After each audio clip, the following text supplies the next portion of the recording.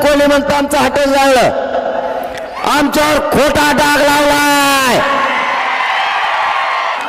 सरकार झोपू नका, येणार तो मराठा कसला आणि त्यातल्या त्यात बीड जिल्ह्यातला, यांनी यांचेच हॉटेल जाळले आणि निष्पाप माझे गोरगरीब मराठ्यांचे बांधव तुम्ही गुतवले। पण भेणार तो मराठा कसला आणि त्यातल्या त्यात बीड जिल्ह्यातला। आपल्याला मायबापावर डाग लावला, आपल्या पोरांनी काय नाही करू नये, त्यांच्यावर गुन्हे दाखल केले। निष्पाप पोरांना गुतवण्याचं षडयंत्र सरकारने केलं।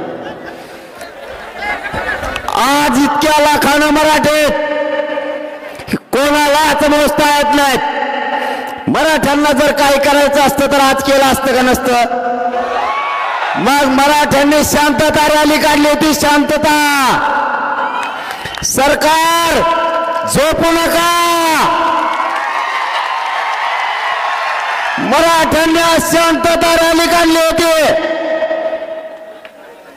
मराठ्यांना राज्यात शांतता हवी।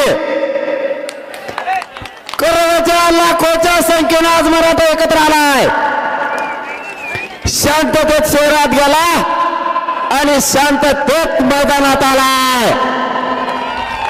विनाकारण त्याला डाग लावू नका।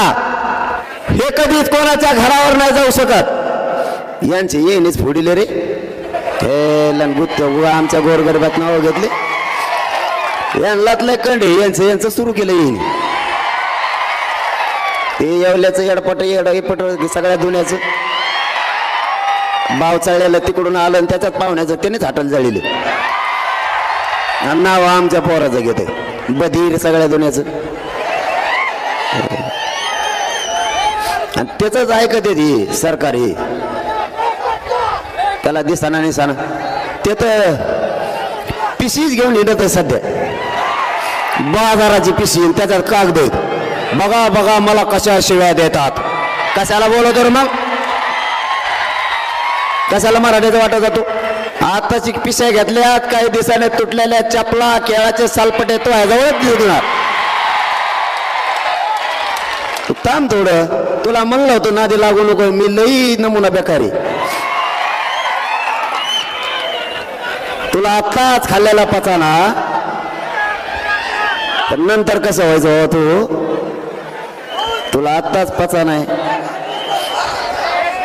अरे त्याला समर्थ मी, तुम्ही टेन्शन ना घेऊ, त्याला आत्ता उलटा पालता करतो, त्याची काय काळजी नको। आता कशा आवाजात बोलू तू, बारीक असा जस काय कळलं कधी त्याला। जरंगे साहेब म्हणतोय आता, पहिले नीट राहायला असतात नुसतं जमलं का? आळी वळवळ करते शेपटाची, दिसतंय कसलं काय नो रंगनात रंग बदलणारा रंग। गप मारायचं। मला गिरीश महाजन साहेबांनी सांगितलं, जरांगे पाटील तुम्ही बोलू नका, मी त्याला समज दिली। मी गप बसलो, म्हणलं जाऊन त्या डंकार झालेला आहे, म्हाताऱ्याला काय बोलायचं। मी 4 दिवस काही बोललो का?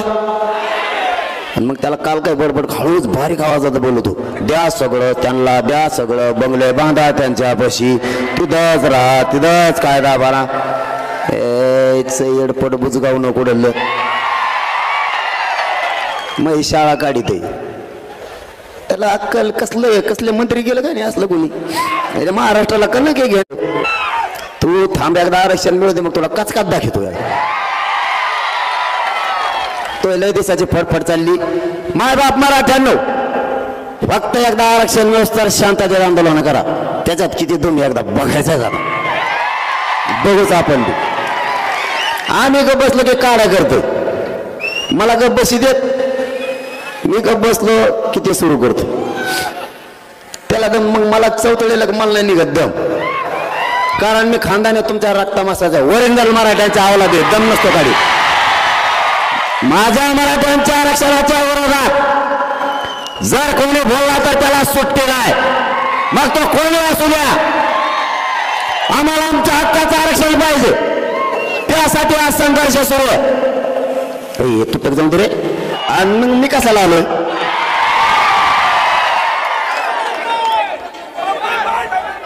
दोनही मुख्यमंत्री आणि दोनही उपमुख्यमंत्र्यांना विनंती या चंपावती नगरीतून